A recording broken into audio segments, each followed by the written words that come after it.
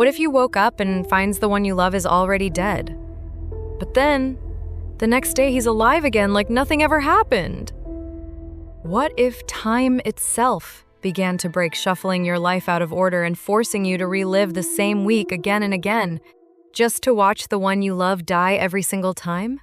This is the story of a woman trapped in a fractured reality, where love, betrayal, and fate collide. And the terrifying truth is, the harder she tries to save him, the closer she gets to causing his death herself. The movie begins with a newly married couple, Jim and Linda, where Jim surprises Linda with their new house and promises to give her the best life she deserves. Several years later, they now have 2 daughters, Megan and Bridget. However, tension has crept into their marriage, and they stay together only for the sake of the children. One morning, Linda wakes to her daughters, asking when their father will return. She calmly tells them he's away on a one-night business trip and will be back by evening. Afterward, she drops the girls at school and immerses herself in her daily routine. Then, Linda receives a voicemail from her husband. Jim, he sounds urgent, about to tell her something important, but suddenly another call interrupts him, and the message cuts off. Worried, Linda immediately calls him back, yet there's no answer. Soon after, Sheriff Riley arrives at her door with devastating news. Jim has died. According to him, Jim's car collided with a truck, triggering an explosion that killed both drivers. Shockingly, the sheriff says Jim actually died yesterday. But Linda is left frozen because she received his voicemail only an hour ago. Realizing the contradiction, the sheriff apologizes for not informing her sooner, leaving Linda trapped in a chilling mystery she cannot yet explain. After he leaves, Linda tries to process the news. One part of her knows her husband is gone, but another part refuses to believe it. Still, she gathers herself and goes to pick up her daughters, and through tears, she tells them their father has died. That evening, Linda's mother arrives to comfort her. Later, after putting the children to bed, her mother gently reminds her that they need to start preparing for the funeral and handle the insurance. But Linda isn't ready to face it yet. Eventually, her mother leaves, and Linda curls up on the sofa, clutching their wedding photo, replaying the memory of how happy they once were. The next morning, something very strange happens. Linda wakes up back in her bed, and her clothes have changed. Then, when she walks downstairs, she sees Jim's briefcase and hears the TV. Shockingly, Jim is there alive, eating breakfast while watching a game like nothing ever happened. Seeing Linda disturbed, Jim asks if everything is okay, to which she says yes, but she is completely confused. Soon, Jim leaves for work, and Linda wonders if his death was just a terrible dream. She drops her daughters at school and, upon returning home, anxiously checks the answering machine. Thankfully, there is no new message, which strengthens her belief that it was all just a nightmare. To clear her mind, she drives out, but she is so lost in thought that she almost crashes into another car. At that moment, the police stop her, and Sheriff Riley arrives. However, he does not mention their previous conversation and only advises her to be careful. Later, while hanging clothes in the yard, Linda slips on a toy and falls on a dead bird, staining her hand with blood. Terrified, she washes her hands and throws the bird in the trash. That night, the family eats dinner together, and later, they all go to sleep. The next morning, she wakes up and finds Jim is gone again. Her clothes have changed, and she notices that all the mirrors are covered. A wine bottle is on the table. Confused, she goes to the bathroom and finds lithium pills with her name on them. When she goes downstairs, she sees family and friends preparing for Jim's funeral. Panicking, she insists there has been a misunderstanding because Jim is alive, but everyone thinks she is losing her mind due to grief. Then, in the garden, she sees her daughters playing and is shocked to see Bridget's face covered in wounds. She does not remember how it happened. When she asks, Megan says there are no wounds and Bridget is perfectly fine, like a beautiful princess. Later at the church, Jim's funeral is underway. But Linda refuses to accept that Jim is dead and demands to see him to confirm it. Her mother and the others try to stop her, warning that his body is in terrible condition. Yet Linda won't listen. In desperation, she pushes forward and tries to open the coffin herself. Then in the chaos, the coffin shifts, and Jim's severed head falls out, and she is horrified. Later, at the cemetery, Linda notices a mysterious woman watching them, so she approaches her and asks who she is and how she knew her husband. But the woman simply apologizes and then leaves without giving any information.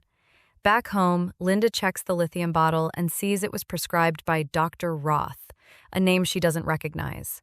So she searches the phone book, but the page with his number is torn out. However, moments later, she finds the missing page in the trash and quickly calls Dr. Roth, yet it goes straight to voicemail. Meanwhile, that evening, an unknown man arrives at her house with Sheriff Riley. He introduces himself as Dr. Roth and asks if Linda remembers him, but she says she doesn't. Then, they begin to suspect she may have harmed Bridget. Linda can't remember how her daughter was injured, yet she swears she would never hurt her. Still, they forcefully take her to the hospital. At the hospital, Linda overhears Sheriff Riley telling Dr. Roth that Jim died on Wednesday, but they informed Linda on Thursday. Then Dr. Roth recalls that Linda had visited him on Tuesday, worried that her husband would die, so this makes them suspect she might be involved in Jim's death. Soon they sedate her and put her to sleep. But the next morning, Linda wakes up at home again. She hears the shower running and then finds Jim alive, casually taking a shower. Later, she sees that Bridget's face has no wounds, so she feels relieved. After dropping the girls at school, she checks the trash and sees the dead bird still there. Then she looks for the lithium pills, but cannot find them. In the phone book, the page with Dr. Roth's number is intact, yet she still tears it out and keeps it. Then, Linda visits Dr. Roth again, telling him everything strange that is happening, but he confirms that he never prescribed her any medication before and suggests she may be having vivid dreams. However, he still gives her a prescription for lithium, so Linda becomes more certain that something is wrong. Next, she visits Jim at his office and suggests taking the children away for a while, but Jim refuses. Meanwhile, Claire, the same woman from the funeral, appears and is revealed to be his assistant. Linda notices their chemistry and feels heartbroken. Back at home, Linda almost takes the lithium pills but then throws them into the sink. Later, during the rain, Bridget runs outside to bring in clothes and then crashes into a glass door, injuring her face. So Linda rushes her to the hospital, and the wounds leave scars. After that, Linda covers all the mirrors and tells Megan that Bridget has no wounds. That night, Jim argues that Linda is not mentally stable and calls her mother for help. However, later Linda realizes she has seen the future and that all the events are connected, only the timeline is scrambled. So she writes down everything from each day and finally understands that Jim actually dies on Wednesday. Then she begs Jim to cancel his trip, but he refuses, so she asks him to wake her before leaving on Wednesday. But when Linda opens her eyes the next morning, Jim is gone, and her mother is preparing Jim's funeral. In that moment, Linda realizes Wednesday has already slipped into Thursday. Here, Linda is trapped in a fractured timeline where the same week keeps repeating, but the days are unfolding out of order. So she checks her charts again and comes across one name: Claire, the woman whom she saw both at Jim's office and at his funeral. So, Linda tracks her down and confronts her, and uncovering that Jim and Claire were having an affair.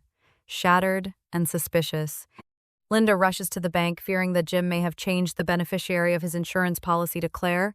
However, there, the agent reveals that on Wednesday morning, Jim had significantly increased his life insurance policy, determined to secure his wife and children's future. That night, Linda sits alone drinking, drowning in heartbreak. But the next morning, she wakes to find Jim alive beside her again and realizes it is Tuesday. So she leaves the children with him and goes to the church, where she confesses her troubled life to the priest, who urges her to fight for what matters most. Afterward, she drives to mile 220, the site of the fatal crash, trying to piece together what truly happened. But suddenly, fragments of memory begin flooding back. Later that night, she watches Jim playing with their daughters and asks if he loves them, to which he answers without hesitation. But when she asks if he loves her, he hesitates for a moment before saying yes. But Linda already knows he is cheating on her, so she runs outside. Soon, Jim follows her. There, she tells him that she knows about his affair with Claire. Just then, a power line suddenly explodes nearby, and a bird falls dead behind them, Shaken, Jim quickly rushes Linda back inside. The next morning, Linda wakes again. This time, it is Wednesday, the day Jim is supposed to die. Panicked, she searches the house and finds a note saying he has taken the children to school and will leave for his trip afterward. She calls him, but when he doesn't answer, she jumps into her car and races to find him. Meanwhile, Jim meets with the insurance agent and triples the policy benefits, disturbed by guilt. Later, Claire calls, who is waiting for him at a hotel, but this time, consumed by guilt, Jim ends their affair. Then he calls home and leaves a voicemail, saying he truly loves her and their children, the same message Linda first heard at the beginning of the movie. Soon their call connects and Jim apologizes and promises he wants to fix their marriage at any cost. Overwhelmed with emotion, Linda tells him she is right behind him, so Jim pulls the car over. But as Linda looks around, she realizes with dread that they are at the accident site. So she screams for him to turn the car around. But as he does, a speeding truck crashes into his car. And soon explosion consumes everything. Linda collapses in tears, finally understanding the cruel truth that in trying to stop Jim's death, she became part of what caused it. Months later, Linda wakes to her daughters calling out that the moving truck has arrived. Here, they are finally leaving the house, and as she stands, holding on to what remains of her life, she remembers the priest's words, "Fight for what matters most." With that, the movie ends. Please like, comment, and subscribe for more. Thanks for watching.